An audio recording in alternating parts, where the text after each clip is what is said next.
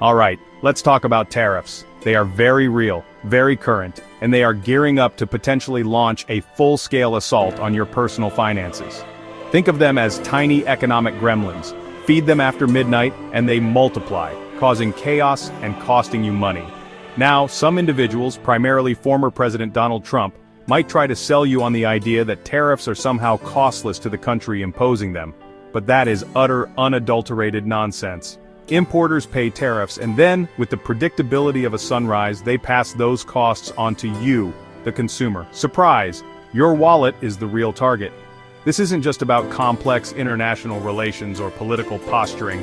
This is about the actual price you will pay for your next smartphone, the cost of your groceries, the affordability of that European car you've been eyeing. So brace yourselves, because we're going to unpack what these grand plans mean, why they're being floated, and how they intend to make your financial planning significantly more adventurous. First up in this new season of Tariff Mania, we have your sleek, expensive, and soon-to-be even more expensive iPhone. On May 23, 2025, President Trump announced a 25% tariff on all iPhones not assembled in the US. The goal is to compel Apple to relocate its manufacturing operations from places like China back to American shores. But why stop at just making your primary communication device prohibitively expensive? President Trump also unveiled a 50% tariff on imports from the European Union. We're talking about major items like European cars, crucial industrial equipment, French wine, German appliances, and even Belgian chocolates. Initially slated to take effect on June 1, 2025, this tariff offensive has been delayed to July 9, 2025, following animated discussions between President Trump and European Commission President Ursula von der Leyen. For Mr. Trump, tariffs are a core belief, a beloved instrument, a favorite six-letter word he insists has 5 letters. The only slight issue is that his version of winning often involves the American consumer losing a significant chunk of their disposable income. So, let's get down to brass tacks, or rather, brass price tags.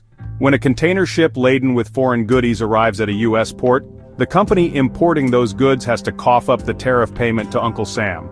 They add it to the price of the goods they sell to wholesalers or retailers, who then, in turn, add it to the price you pay. Consider the iPhone. A 25% tariff on a device that might already set you back a cool $1,000 or more, that's potentially an extra $250, maybe more, added directly to the cost. This isn't some complex financial wizardry, it's just the cold, hard reality of how taxes on goods work. And this financial pain isn't limited to your tech gadgets. That proposed 50% tariff on goods from the European Union? Picture this. Your dream German sedan suddenly costs an extra $10, $15, or even $20,000. Even everyday items like Italian pasta, Spanish olives, or Irish dairy products could see noticeable price hikes. These aren't just abstract percentages discussed in news reports, they represent tangible increases in your cost of living, forcing you to make difficult choices about where your money goes. It means less disposable income for everything else, from family vacations to saving for your children's education. It's a slow, creeping inflation, an invisible tax that makes everything from your clothes to your furniture to your food just that little bit more expensive, eroding your purchasing power day by day. Section 4: Wall Street's wild ride market reactions to tariff tremors. The stock market, that notoriously temperamental creature, has an extreme aversion to uncertainty. And tariffs? Oh, tariffs are basically uncertainty's evil twin, pumped up on caffeine and ready to cause trouble. When announcements of new tariffs hit the wires, the market often reacts with the speed and grace of a startled wildebeest. For example, when the news emerged that the 50% tariff on EU imports was being delayed, the markets breathed a tiny, tentative sigh of relief. Conversely, the reaction from the tech sector, particularly from Apple, was less than enthusiastic. When President Trump floated the idea of that 25% tariff on iPhones manufactured overseas, Apple's stock price took a predictable tumble. If the threat or implementation of tariffs leads to a dramatic and sustained plunge in stock market values, it can create considerable political pressure on the administration to rethink its strategy. Section 5: The bigger picture. Economic dominoes and expert alarm bells. Beyond the immediate ouch factor of higher prices for your favorite gadgets or imported delicacies, economists are sounding some rather loud alarm bells about the broader consequences of these tariffs. One of the most significant concerns is inflation.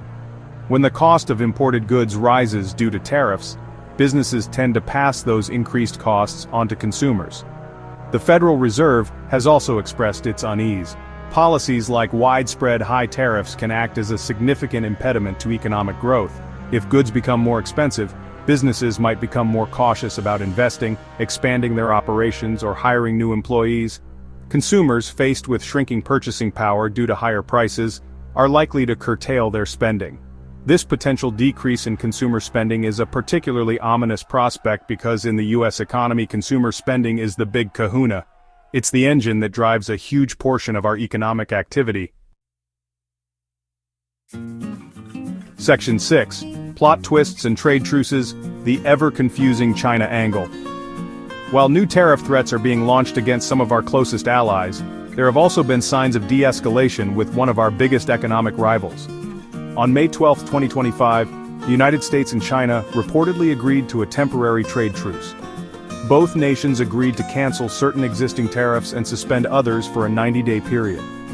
U.S. tariffs on a variety of Chinese imports were slated to drop from an average of 145% down to 30%. In return, China committed to reducing its tariffs on U.S. imports from an average of 125% to 10%. This 90-day truce is essentially a cooling-off period, a chance for both sides to catch their breath and, presumably, engage in further negotiations. The juxtaposition is truly striking. On one hand, we see a significant de-escalation with China. On the other hand, we see new, aggressive tariff threats being leveled against long-standing allies like the European Union, and even against iconic American companies like Apple. Section 7. Conclusion. Navigating the tariff maze and protecting your pennies. So after that whirlwind tour of tariff turmoil, what's the takeaway? Tariffs are a potent and potentially very costly policy tool that is once again taking center stage.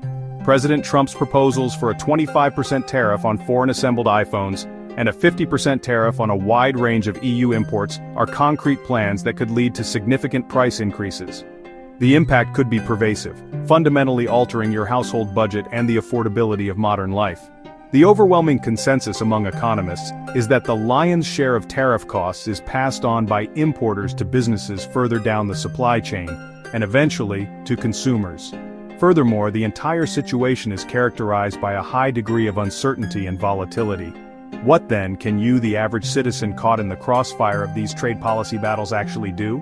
The most practical advice is to stay informed and be prepared. Pay attention to how these proposals develop. Understand that they are not just abstract political maneuvers but can have tangible effects on your cost of living. Good luck out there, it's a jungle.